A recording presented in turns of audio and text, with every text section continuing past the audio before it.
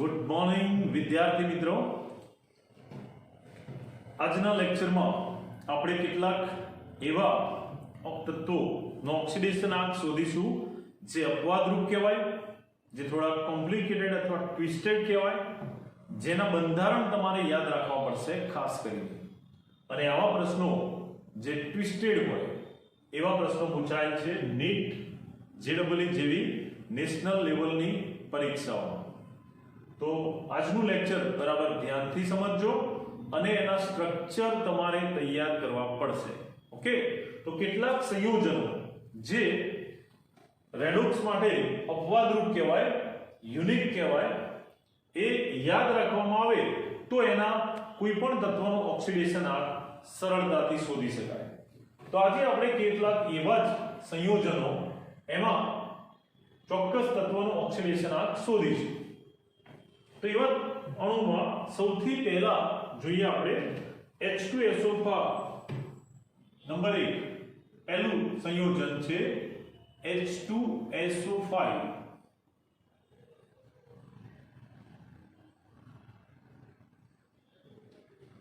આ અણુસૂત્ર ધરાવતું સંયોજન, એમાં રહેલા સલ્ફર તત્વનો ઓક્સિડેશન આંક શોધવો છે, જેનું નામ થાય પર mono sulphuric acid.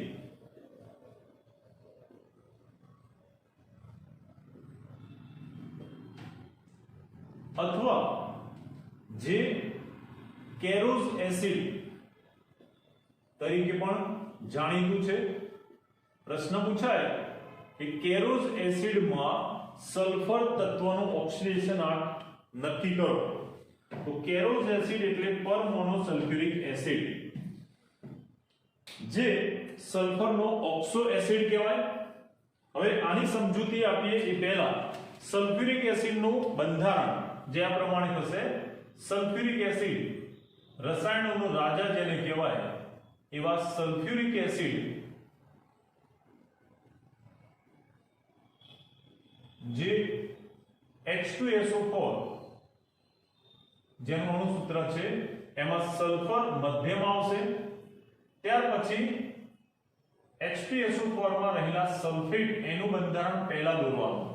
Sulphate SO4-2, જેમાં સલ્ફરની આસપાસ 4 ઓક્સિજન જોડાશે, જે પૈકી 2 ઓક્સિજન દ્વિબંધથી જોડાશે. કારણ કે સલ્ફર અને ઓક્સિજન બંને સમૂહ 16 માં આવેલા તત્વ છે. અનુક્રમે પરમાણુ ક્રમાંક 8 અને આ 16, ઇલેક્ટ્રોન રચના 2 6, એ રીતે 2 8 6, બંનેમાં બાહ્યતમ કોષમાં 6 ઇલેક્ટ્રોન આવેલા છે. માટે બંનેને 2 ઇલેક્ટ્રોનની અષ્ટક માટે જરૂર પડે. આમ બંને 2 ઇલેક્ટ્રોનની જરૂર પડે એ રીતે ઇલેક્ટ્રોનની ભાગીદારી કરે, અથવા તો સલ્ફર 6 ઇલેક્ટ્રોનની ભાગીદારી કરશે. તો ઓક્સિજન એ સલ્ફર સાથે એના 6 પૈકી 2 ઇલેક્ટ્રોન દ્વારા ભાગીદારી કરીને જોડાય ત્યારે એની આસપાસ આવું અબંધકારક ઇલેક્ટ્રોનની 2 જોડ બાકી રહેશે. હવે સલ્ફરના 6 ઇલેક્ટ્રોનમાંથી 4 ઇલેક્ટ્રોન અહીંયા બંધ બનાવવામાં વપરાશે, 2 3 અને 4. એ સિવાયનો 5મો અને 6થો ઇલેક્ટ્રોન એ અન્ય એક ઓક્સિજન સાથે એક ઇલેક્ટ્રોનની ભાગીદારી કરશે. અને આવો જે ઓક્સિજન છે એની પાસે આ રીતે એક વધારાનો ઇલેક્ટ્રોન હોવાને કારણે સલ્ફેટ SO4-2 એનું બંધારણ આ પ્રમાણે થશે, જે આપણે લુઈસ બંધારણમાં પણ શીખી ગયા. હવે સલ્ફ્યુરિક એસિડમાં આ ઓક્સિજન જેની પાસે હજુ એક ઇલેક્ટ્રોન છે, એ હાઇડ્રોજન સાથે બંધ બનાવે છે. આ પ્રમાણે હાઇડ્રોજન અને ઓક્સિજન વચ્ચે આ રીતે એક ઇલેક્ટ્રોનની ભાગીદારીથી બંધ રચાય છે. આ H2SO4 નું બંધારણ થયું. જો સલ્ફેટ -2 નું પૂછાય તો આ 2H+ નીકળી જશે. બરાબર. હવે આપણે એના પરથી સલ્ફ્યુરિક એસિડનું બંધારણ જોઈએ. હવે એના પરથી આપણે પર મોનો સલ્ફ્યુરિક એસિડનું બંધારણ કેવી રીતે યાદ રાખવાનું જોઈએ. પર મોનો, પર એટલે વધુ, અને મોનો એટલે એક. સલ્ફ્યુરિક એસિડમાં જ્યારે એક ઓક્સિજન વધે જે પેરોક્સાઇડનો ત્યારે એ પરમોનો સલ્ફ્યુરિક એસિડ બને છે, જેનું બંધારણ એમાં આ ઓક્સિજન અથવા આ ઓક્સિજન જે એકલ બંધથી જોડાયેલો છે એમાં એક વધારાનો ઓક્સિજન એડ થાય છે, જેથી આ પરમોનો સલ્ફ્યુરિક એસિડનું બંધારણ કંઈક આ પ્રમાણે જોવા મળે. ધ્યાન આપજો. સલ્ફર મધ્યસ્થ પરમાણુ રહેશે. ઉપર નીચે બે ઓક્સિજન દ્વિબંધથી જોડાશે સલ્ફેટમાં બતાવ્યું એ પ્રમાણે. એની આજુબાજુ બે ઓક્સિજન આવશે. હવે એક ઓક્સિજન જે અહીંયા વધારે છે સલ્ફ્યુરિક એસિડમાં 4, અહીંયા 5, એ ઓક્સિજન આ રીતે પાંચમો ઓક્સિજન આ પ્રમાણે જોડાશે અને હાઇડ્રોજન સાથે જોડાય છે. યાદ રાખવાનું, જ્યારે ઓક્સિજન એકલ બંધ એટલે કે ગાંધીજીના ચશ્મા બને તો આ પેરોક્સાઇડ ઓક્સિજન હશે એવું સમજી લેવાનું. O સિંગલ બોન્ડ O એટલે આ પેરોક્સાઇડ કહેવાય.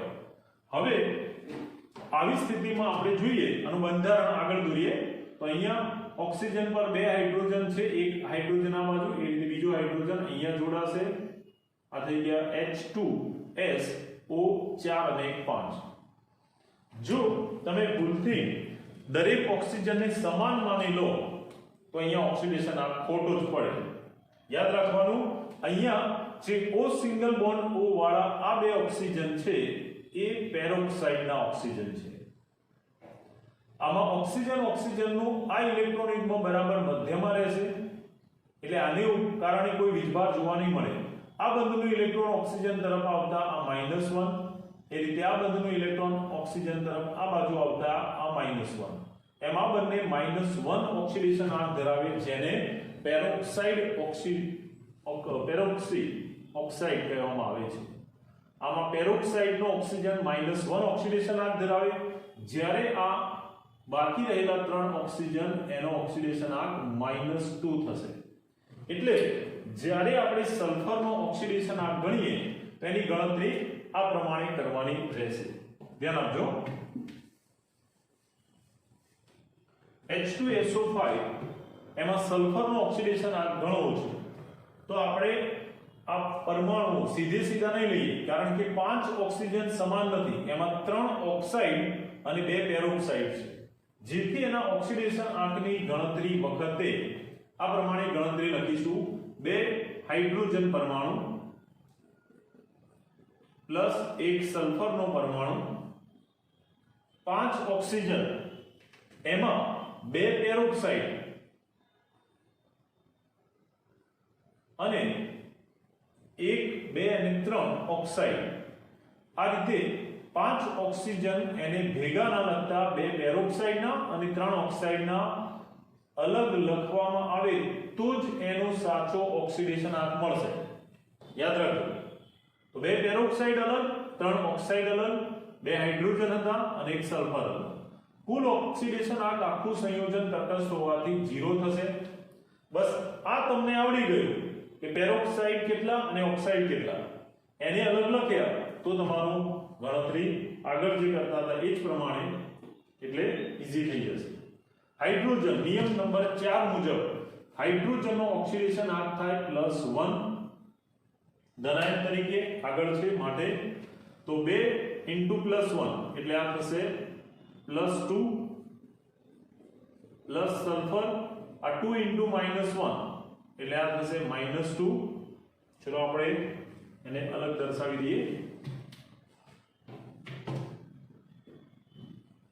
હાઇડ્રોજનનો એક પરમાણુનો ઓક્સિડેશન આંક +1, એવા 2 હાઇડ્રોજન છે 2 × +1 પ્લસ સલ્ફર +2, પેરોક્સાઇડનો ઓક્સિડેશન આંક -1 +3 ઓક્સાઇડનો ઓક્સિડેશન આંક -2 = 0. હવે આ થશે +2 પ્લસ સલ્ફર, આ થશે -2 અને આ થશે 3 × 2 = 6 = 0.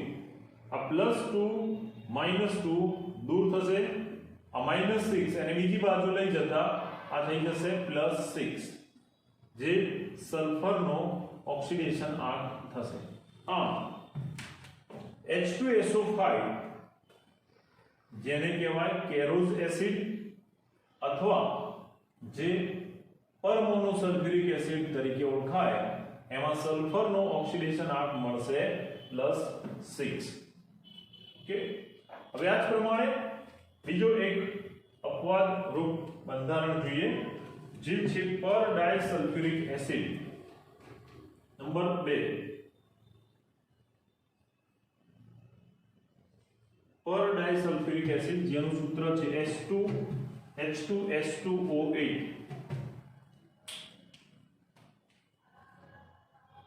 H2SO8 જેનું નામ છે પર ડાયસલ્ફ્યુરિક એસિડ.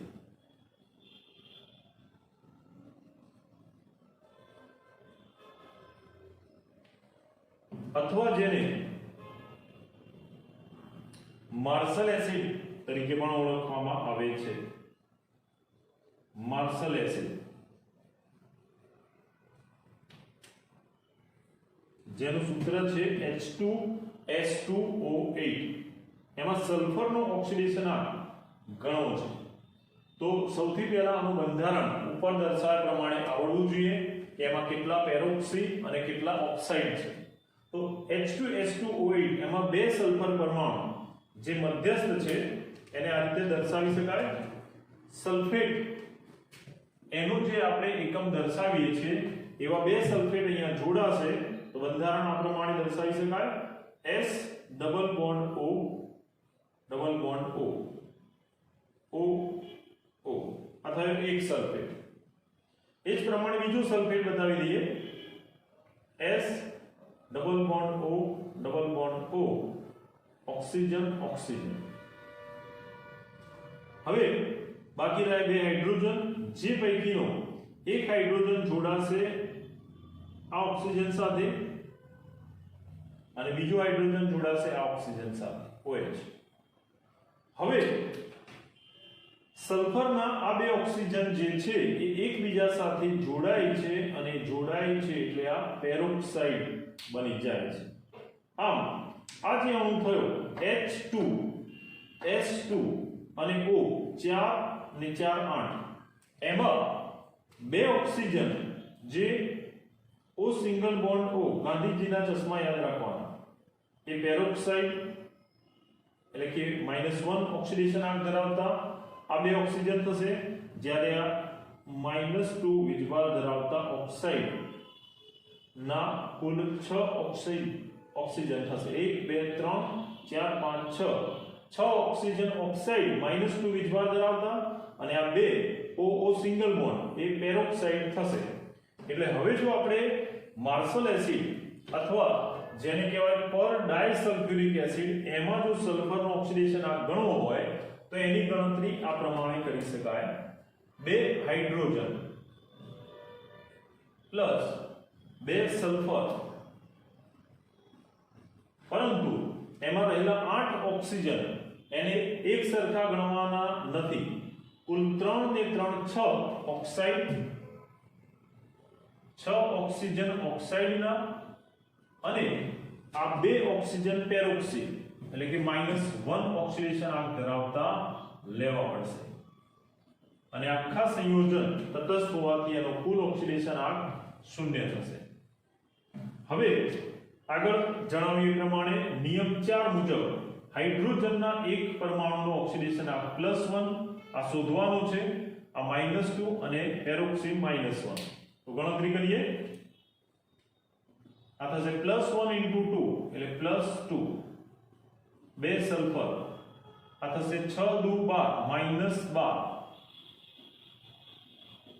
આ 2 * -1 એટલે -2 થશે ઇઝ ઇક્વલ ટુ 0.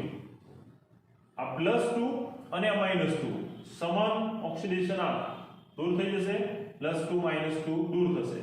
-12 જમણી બાજુ લઈ જતા એ થઈ જશે +12 જે બે સલ્ફરનો ઓક્સિડેશન આંક થશે. જો એક સલ્ફરનો ઓક્સિડેશન આંક ગણવો હોય તો તો આ 2 ભાગાકારમાં આવશે અને 2 વડે ભાગતા એ થઈ જશે +6. આમ અહીંયા પણ સલ્ફરનો ઓક્સિડેશનાંક નું મૂલ્ય થશે +6. પર મોનો સલ્ફ્યુરિક એસિડ હોય કે પર ડાયસલ્ફ્યુરિક એસિડ, સલ્ફરનો ઓક્સિડેશનાંક બંનેમાં +6 થાય છે. એ જ પ્રમાણે તમે H2SO4 માં ગણશો તો એની અંદર પણ H2SO4 માં પણ એનો ઓક્સિડેશનાંક +6 થશે. બરાબર, જે આ પ્રમાણે ગણી શકાય.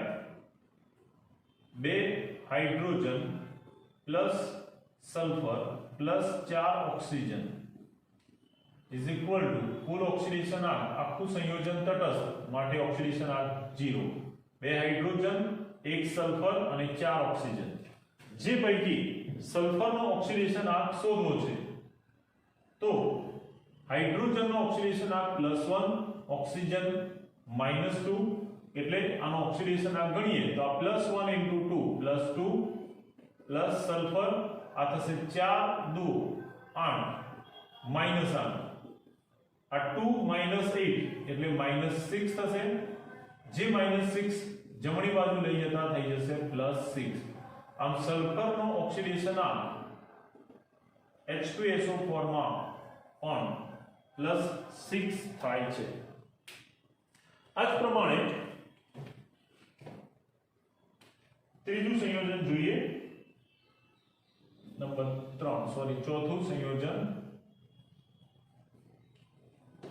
જે છે CrO5 ક્રોમિયમ પેન્ટોક્સાઇડ. CrO5 જેને કહેવાય ક્રોમિયમ પેન્ટોક્સાઇડ. 5 ઓક્સિજન આવેલા છે ક્રોમિયમ પેન્ટોક્સાઇડ. આ ક્રોમિયમ પેન્ટોક્સાઇડમાં ક્રોમિયમ એનો ઓક્સિડેશનાંક શોધવો છે, પણ આ સાદું સંયોજન નથી કે જેમાં બધા ઓક્સાઇડ હોય. એટલે અહીંયા જે રીતે આપણે બંધારણ યાદ રાખ્યું એ પ્રમાણે આ પણ બંધારણ યાદ રાખવાનું રહેશે. ક્રોમિયમ પેન્ટોક્સાઇડ એ 5 ક્રોમિયમની ગોઠવણી આ પ્રમાણે જોવા મળે. ધ્યાન આપજો, એનું સ્ટ્રક્ચર આપણે અહીંયા દર્શાવી દઈએ છીએ. ક્રોમિયમ મધ્યસ્થ પરમાણુ, જેમાં એક ઓક્સિજન આ રીતે દ્વિબંધથી જોડાશે જે ઓક્સાઇડ હશે, જ્યારે એ સિવાયના 4 ઓક્સિજન આ રીતે પેરોક્સી અથવા પેરોક્સાઇડના ઓક્સિજન થશે, જે એકબીજા સાથે OO સિંગલ બોન્ડથી જોડાયેલા છે. આ થશે ક્રોમિયમ પેન્ટોક્સાઇડનું બંધારણ, જેમાં આપણે જોઈ શકીએ કે આ જે O સિંગલ બોન્ડ O વાળા છે એ પેરોક્સાઇડના ઓક્સિડેશનાંક પેરોક્સી થશે -1 વીજભાર ધરાવતા, જ્યારે આ એક જ ઓક્સિજન ઓક્સાઇડ O-2 વીજભારિત થશે. પરિણામે અહીંયા પણ 5 ઓક્સિજન સમાન લેવાના નથી. આના ઓક્સિડેશનાંકની ગણતરી કરીએ તો એ ગણતરી પણ આપણે આ રીતે કરીશું. ધ્યાન આપજો, ક્રોમિયમ પ્લસ 5 ઓક્સિજનમાંથી એક ઓક્સાઇડ છે, જ્યારે 1 2 3 અને 4 પેરોક્સાઇડ.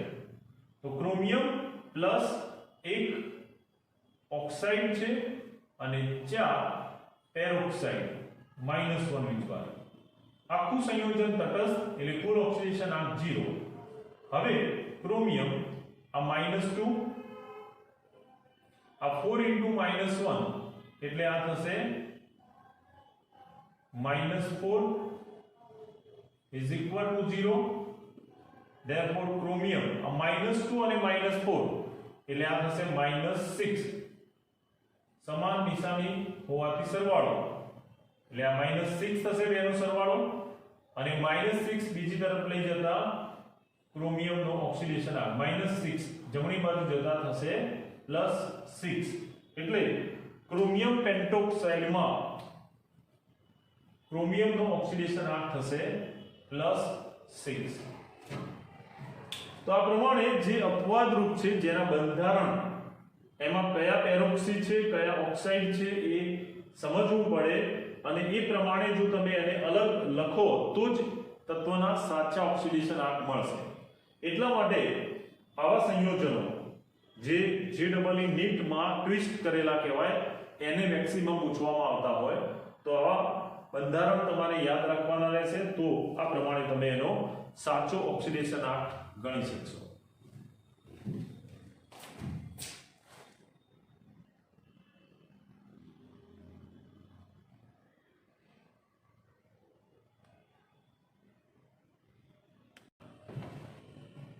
હવે બીજા કેટલાક અણુઓ જે અપવાદરૂપ કહેવાય ટ્વિસ્ટેડ કહેવાય એવા અણુઓનો અભ્યાસ કરીએ અને ઓક્સિડેશન આંકની ગણતરી કરીએ. તો એવા અણુમાં એરોક્સી નાઇટ્રિક એસિડ જેનું સૂત્ર છે HNO3.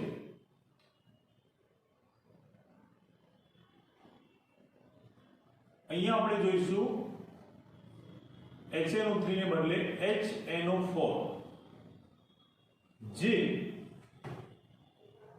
પેરોક્સી નાઇટ્રિક એસિડ તરીકે ઓળખાય.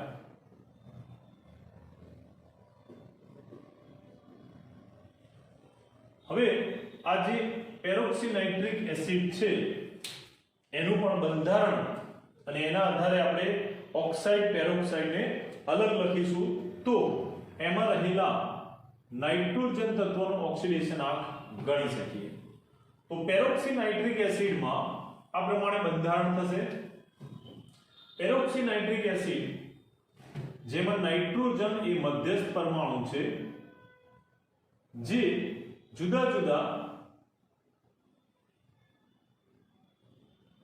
3 ઓક્સિજન સાથે જોડાય છે. નાઇટ્રોજનની સંયોજકતા 3 બંધ બનાવે. પરમાણુ ક્રમાંક 7 ઇલેક્ટ્રોન રચના 2 5 ઇલેક્ટ્રોનમાંથી અષ્ટક પૂર્ણ કરવા 3 ની ભાગીદારી કરશે. નાઇટ્રોજન એના 2 બંધ બનાવશે ઓક્સિજન સાથે દ્વિબંધ અને ત્રીજા ઓક્સિજન સાથે એકલ બંધ બનાવશે. જે ઓક્સિજન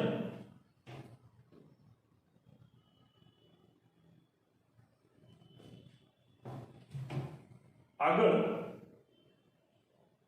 ત્રીજા એક ઓક્સિજન સાથે પેરોક્સાઇડ બંધ બનાવશે અને અહીંયા હાઇડ્રોજન. આ સિવાય એક ચોથો ઓક્સિજન જેમાં નાઇટ્રોજન પાસે રહેલું વધારાનું જે બંધકારક ઇલેક્ટ્રોન યુગ્મ છે એ ઇલેક્ટ્રોન યુગ્મ દ્વારા ઓક્સિજન એની સાથે એ સવર્ગ સહસંયોજક બંધથી જોડાય છે. ત્યારે અહીંયા ઓક્સિજનનો એક પણ ઇલેક્ટ્રોન બંધ બનાવવામાં વપરાતો નથી. એના 6 ઇલેક્ટ્રોન એમને એમ રહેશે અને આ નાઇટ્રોજન એના અબંધકારક ઇલેક્ટ્રોન યુગ્મ પ્રદાન કરીને સવર્ગ સહસંયોજક બંધથી આ સંયોજન બનાવશે. તો આ થશે HNO4 પેરોક્સી નાઇટ્રિક એસિડનું બંધારણ જેમાં આ 2 ઓક્સિજન જે છે એ પેરોક્સાઇડના થશે. જે OO સિંગલ બોન્ડ હોય એ પેરોક્સાઇડ -1 ઓક્સિડેશન આંક ધરાવતા -1 ધરાવતા 2 પેરોક્સાઇડના ઓક્સિજન થશે. જ્યારે એ સિવાયના 2 ઓક્સિજન જે ડબલ બોન્ડથી જોડાય છે અને બીજો આ સવર્ગ સહસંયોજક બંધ આ બંને ઓક્સાઇડ O-2 થશે. એટલે જ્યારે આપણે જો ગણતરી કરીએ ઓક્સિડેશન આંક માટે તો આ રીતે લખી શકીએ hydrogen plus nitrogen plus 4 oxygen જે 4 અલગ છે 2 ઓક્સાઇડ અને 2 પેરોક્સી તો એને આપણે આ રીતે લખીશું 2 ઓક્સિજન ઓક્સાઇડના અને 2 ઓક્સિજન પેરોક્સાઇડના અને આખું સંયોજન તટસ્થ એટલે કુલ ઓક્સિડેશન આંક થશે 0. હવે નિયમ મુજબ ચોથો નિયમ હતો કે હાઇડ્રોજનનો ઓક્સિડેશન આંક +1 થાય. નાઇટ્રોજનનો ઓક્સિડેશન આંક શોધવો છે તો હાઇડ્રોજનનો ઓક્સિડેશન આંક +1 પ્લસ નાઇટ્રોજન આ 2 * 2 -4 થશે. આ થશે 2 * -1 એટલે -2 થશે ઇઝ ઇક્વલ ટુ ઓક્સિડેશન આંક 0. હવે આ થશે 1, આ -4 અને -2 એટલે -6 થશે, આ 1 આ -6 is equal to 0, 1 - 6 એટલે -5 થાય અને -5 જમણી બાજુ લઈ જતા થશે +5. આમ નાઇટ્રોજનનો ઓક્સિડેશન આંક એના પેરોક્સીનાઇટ્રિક એસિડમાં થશે n બરાબર +5. આ જ પ્રમાણે બીજું એક સંયોજન જોઈએ જે બ્લીચિંગ પાવડર તરીકે ઓળખાય છે, જેનું સૂત્ર થશે CaOCl2.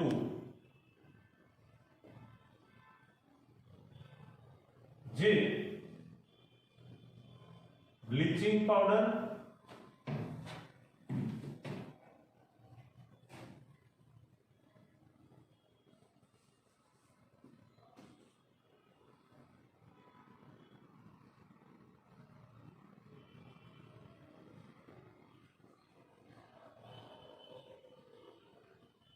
અથવા એને કેલ્શિયમ ઓક્સીક્લોરાઇડ તરીકે ઓળખવામાં આવે છે.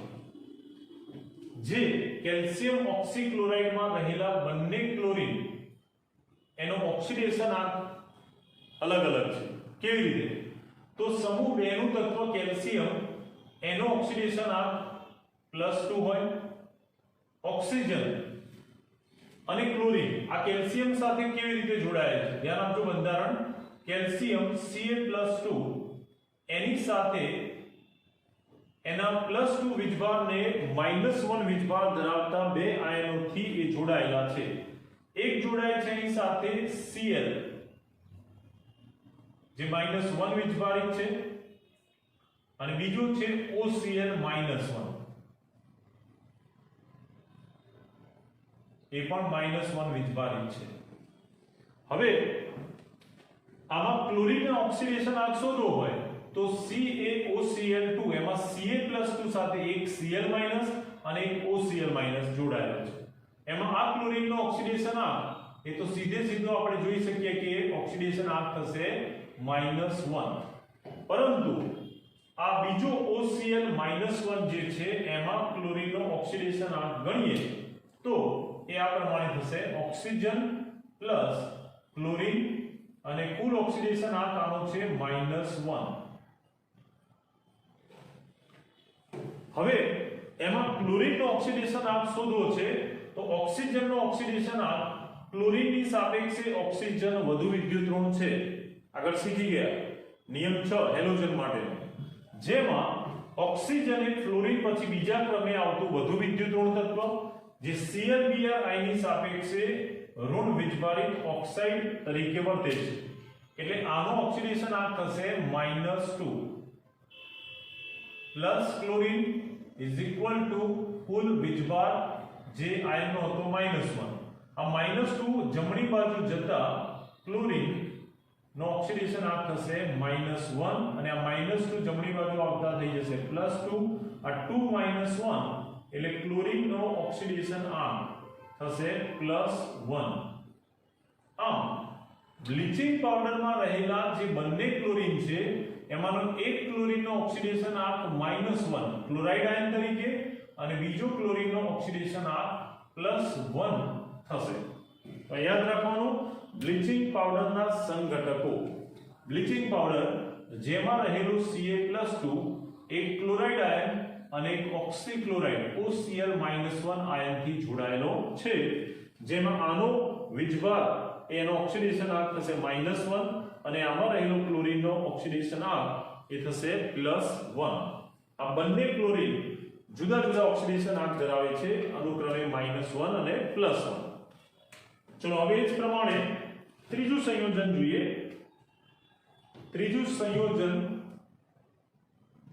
જે છે કાર્બન સબઓક્સાઇડ, જેનું સૂત્ર થાય C3O2.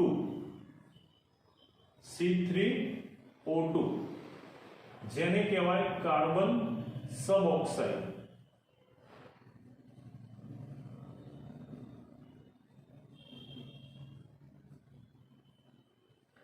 કાર્બન સબ ઓક્સાઇડ નું બંધારણ જો જોઈએ તો એમાં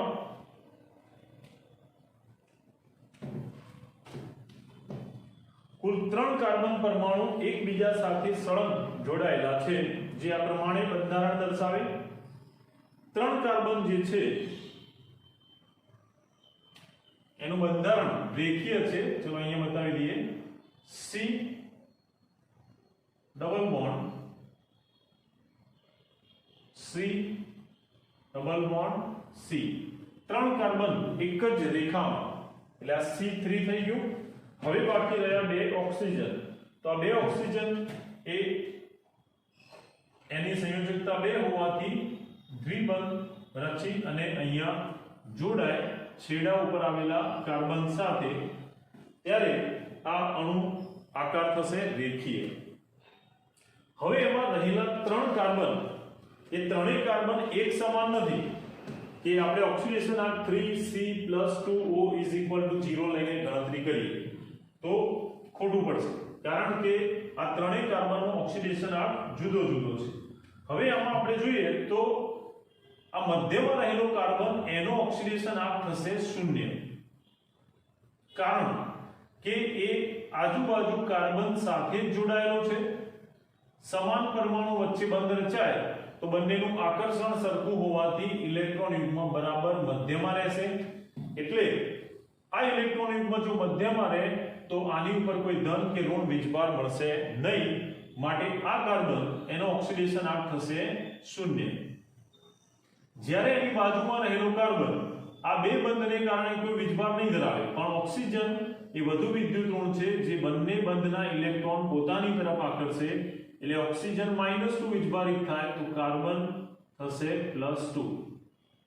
એ જ પ્રમાણે આ બાજુ કાર્બન સાથે જોડાયેલો આ ઓક્સિજન વધુ વિદ્યુત ઋણ જે બંધના 2 ઇલેક્ટ્રોન પોતાની તરફ આકર્ષે, 2 ઇલેક્ટ્રોન નજીક આવતા -2 વીજભારિત બને તો કાર્બન એના જેટલો જ પરંતુ વિરુદ્ધ, એટલે +2 વીજભારિત થશે। આમ અહીંયા રહેલા 2 ઓક્સિજન એ -2 વીજભારિત થશે, 2 કાર્બન એનો ઓક્સિડેશન આંક +2 થશે, જ્યારે વચ્ચે રહેલો આ મધ્યસ્થ કાર્બન એનો ઓક્સિડેશન આંક થશે 0। તો બંધારણને આધારે ઓક્સિડેશન આંક એમાં આ પ્રમાણે દર્શાવી શકાય। આનો ઓક્સિડેશન આંક થશે 0। ઓકે, અને અણુ આકાર થશે રેખીય, જેનું નામ છે કાર્બન સબ ઓક્સાઇડ। પ્રશ્ન એવો પૂછાય કે કાર્બન સબ ઓક્સાઇડમાં કાર્બનના ઓક્સિડેશન આંક અનુક્રમે ખાલી જગ્યા અને ખાલી જગ્યા છે, તો +2 અને 0 અથવા 0 અને +2। એ રીતે બ્લીચિંગ પાવડરના સંઘટકોમાં 2 ક્લોરીનના ઓક્સિડેશન આંક અનુક્રમે ખાલી જગ્યા છે, તો -1 અને +1, અથવા ઓપ્શન હોય +1 અને -1। તો આ પ્રમાણે એના પ્રશ્નો પૂછાઈ શકે છે। બંધારણ તમને યાદ હોય તો એના આધારે તમે આ સમજીને લખી શકો। ચલો હવે આપણે ચોથું બંધારણ જોઈએ, નંબર 4,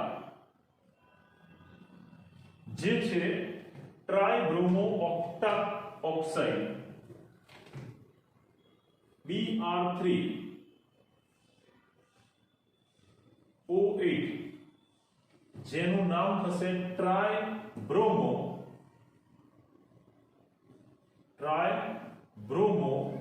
ઓક્ટા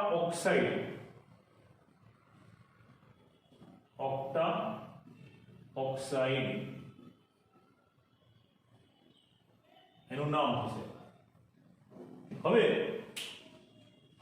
એનું બંધારણ જોઈએ તો કાર્બનની જેમ અહીંયા પણ 3 જે બ્રોમિન છે એ બ્રોમિન સળંગ એકબીજા સાથે જોડાય છે આ પ્રમાણે એકલ બંધથી। એક બ્રોમિન એની સાથે બીજો બ્રોમિન એની સાથે આ ત્રીજો બ્રોમિન।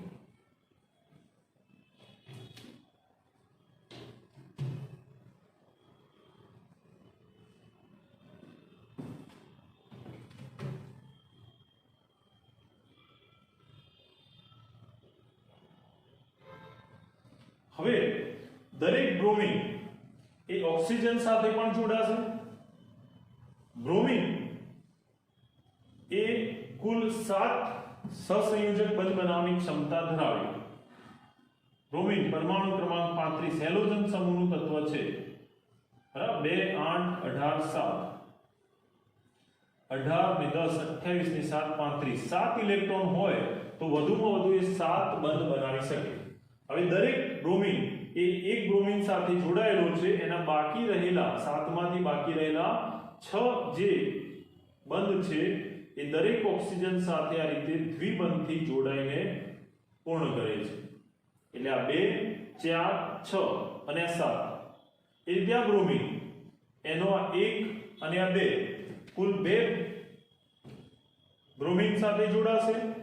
જ્યારે ઉપર નીચે એ આ રીતે ઓક્સિજન સાથે દ્વિબંધથી જોડાશે. એ જ રીતે છેડા પરનો આ બ્રોમિન એ પહેલા બ્રોમિનની જેમ જ એની 7 સંયોજકતા પૂર્ણ થાય એ રીતે ઓક્સિજન સાથે દ્વિબંધ બનાવીને જુદા જુદા 3 ઓક્સિજન સાથે જોડાય છે.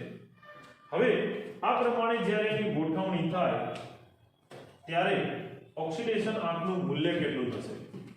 તો ત્રણેય બ્રોમિનનો ઓક્સિડેશન આંક સરખો નથી. દરેક ઓક્સિજન એનો ઓક્સિડેશન આંક -2 હોય એટલે 2 ઇલેક્ટ્રોન નજીક ઓક્સિજન તરફ આવતા એ -2 તો આ થશે +2. એ રીતે આ -2 તો આ ફરીથી +2, આ -2 વધુ વિદ્યુત ઋણ તો એને લીધે આ +2. આમ દરેક બ્રોમિન -2 -2 -2 એટલે -6 તો આ બ્રોમિન થશે કુલ ઓક્સિડેશન આંક એનો +6. એટલે બ્રોમિનના આ પરમાણુનો ઓક્સિડેશન આંક થશે +6. ધ્યાન આપજો.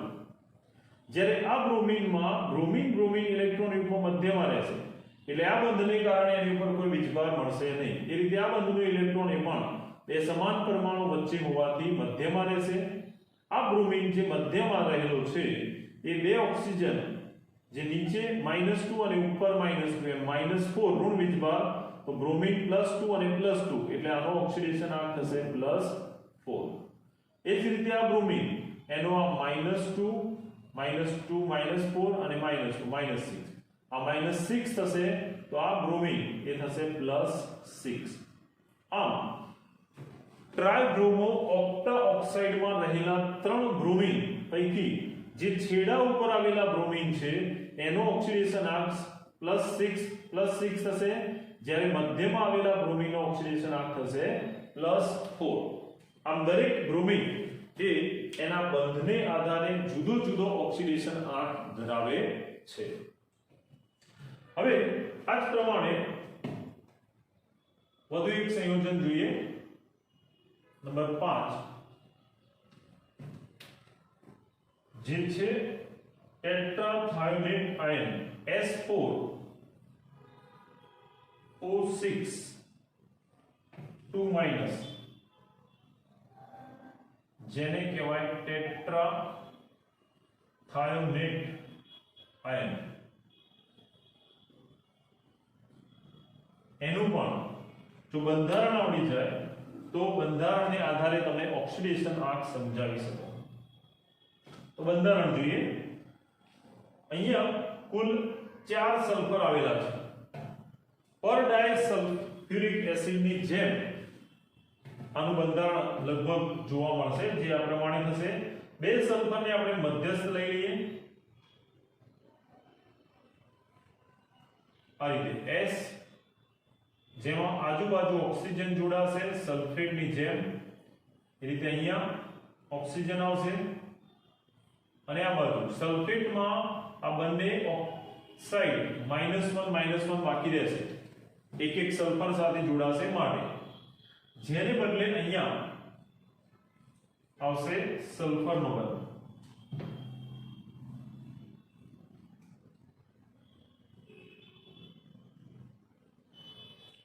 જે આગળ પણ સલ્ફર સાથે બંધ ધરાવશે અને આગળ પણ સલ્ફર સાથે જ બંધ ધરાવે છે. જેમ 2 પેરોક્સાઇડ આવે એની બદલે અહીંયા 2 સલ્ફર SS બોન્ડ આવશે. જ્યારે આ સલ્ફર ચોથું સલ્ફર એ ઓક્સિજન સાથે પહેલા સલ્ફર પરમાણુની જેમ ઉપર નીચે ઓક્સિજન સાથે ડબલ બોન્ડ અને છેડા ઉપરના ઓક્સિજન સાથે સિંગલ બોન્ડ, જે ઓક્સિજન વધારાનો એક ઇલેક્ટ્રોન મેળવી -1 વીજભારિત જોવા મળે છે, જેથી આ થશે S4 O6 3 ને 3 6 O6 અને આ -1 અને -1 એટલે -2 વીજભાર જોવા મળશે, જે બંધારણ થશે ટેટ્રાથાયોનેટ આયનનું. હવે એમાં રહેલા ઓક્સિડેશન આંકની વાત કરીએ તો જે સલ્ફર મધ્યમાં રહેલા છે એવા આ બે સલ્ફર જે મધ્યમાં છે એ બંને સલ્ફરનો ઓક્સિડેશન આંક થશે -2 0. સલ્ફર સલ્ફરનો ઇલેક્ટ્રોન યુગ્મ મધ્યમાં રહેશે, આ પણ મધ્યમાં રહેશે, આ પણ મધ્યમાં રહેશે, માટે ઓક્સિડેશન આંક આનું થશે 0 0. સલ્ફરના બે જે પરમાણુ છે મધ્યમાં રહેલા એનો ઓક્સિડેશન આંક થશે 0 0. જ્યારે આ સલ્ફર જે છેડા ઉપર છે એનો ઓક્સિડેશન આંક એની આજુબાજુ રહેલા ઋણ વીજભારના જેટલો જ ધન વીજભારિત થશે. તો આ છે -2, આ છે -1 અને આ છે -2, એટલે ઋણ વીજભાર આજુબાજુ કેટલો થયો? આ તો 0 છે, તો -2 અને -1 અને -2 એટલે -2 4 અને 1 5 તો સલ્ફરનો કુલ વીજભાર જે થશે +5. એ જ પ્રમાણે આ બે સલ્ફરનો ઓક્સિડેશન આંક 0 થયો, પણ આ સલ્ફર આ પહેલા સલ્ફરની જેમ જ આ ઓક્સિજનનો ઓક્સિડેશન આંક -2 ને -2 એટલે -4, આ -1 એટલે આ થશે -5 અને આ થશે +5. આમ ટેટ્રાથાયોનેટ આયન એમાં રહેલા 4 સલ્ફર જે રેખીય છે એ પૈકી આ બે સલ્ફર જે મધ્યમાં છે એનો ઓક્સિડેશન આંક 0 થશે, કારણ કે આજુબાજુ સલ્ફર સાથે જોડાયેલા છે. જ્યારે ઓક્સિજન સાથે જોડાયેલા આ છેડા ઉપરના બે સલ્ફર એમાં ઋણ વીજભારનું કુલ મૂલ્ય -5 એટલે આનું ધન વીજભારિત મૂલ્ય થશે +5. એ રીતે આ પણ -5 તો આ +5 થશે. તો આ રીતે બંધારણ આધારિત ઓક્સિડેશન આંક તમારે યાદ રાખવાના રહેશે. બરાબર. હવે આ જ પ્રમાણે બીજા પણ ઘણા બધા અપવાદરૂપ છે જેના તમારે પ્રચલિત નામ યાદ રાખવાના રહેશે, એનું બંધારણ આવડશે તો તમે ઓટોમેટિક એના કોઈ પણ તત્વનો ઓક્સિડેશન આંક શોધી શકશો. જેમ કે આપણે એક જોઈએ નંબર 6 N3H. N3H એનું રાસાયણિક નામ છે હાઇડ્રોજોઇક એસિડ.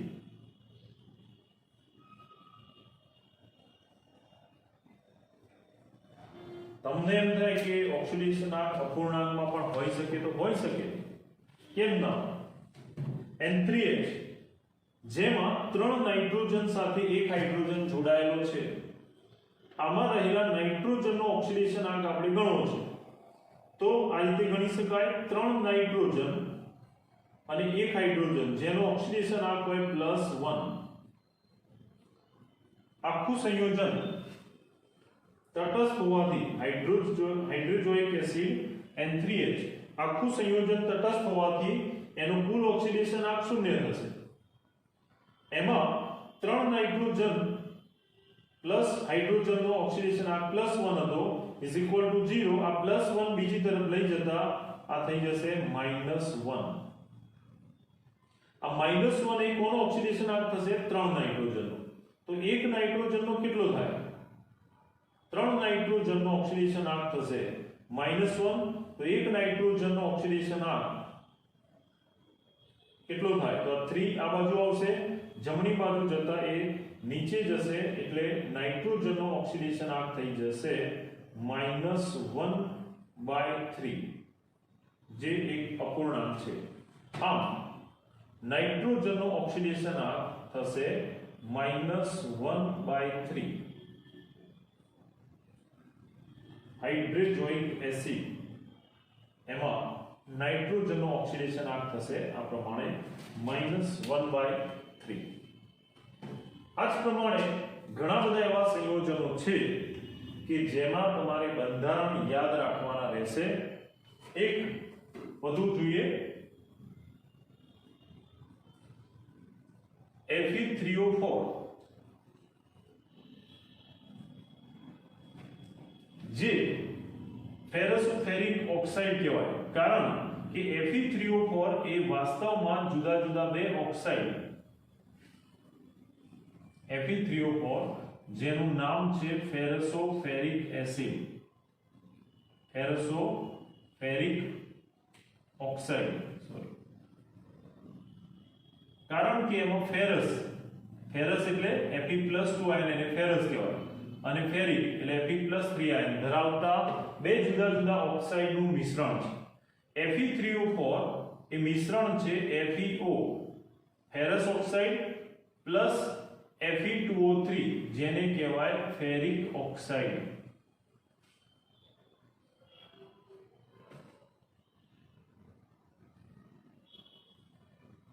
હવે આમાં તમે દરેકનો ઇન્ડિવિડ્યુઅલ ઓક્સિડેશન આંક શોધો તો ઓક્સિજનનો ઓક્સિડેશન આંક -2 હોય એટલે આ Fe નો ઓક્સિડેશન આંક થશે Fe+2 જે ફેરસ આયન તરીકે ઓળખાય છે. Fe+2 ફેરસ આયન કહેવાય. આમ Fe3O4 માં એક આયન હશે Fe+2, જ્યારે આ ઓક્સિજનનો ઓક્સિડેશન આંક -2 એવા 3 એટલે -6 થશે. તો બે Fe નો ઓક્સિડેશન આંક +6 થાય, બે Fe નો +6 તો એક Fe નો ઓક્સિડેશન આંક થાય +3.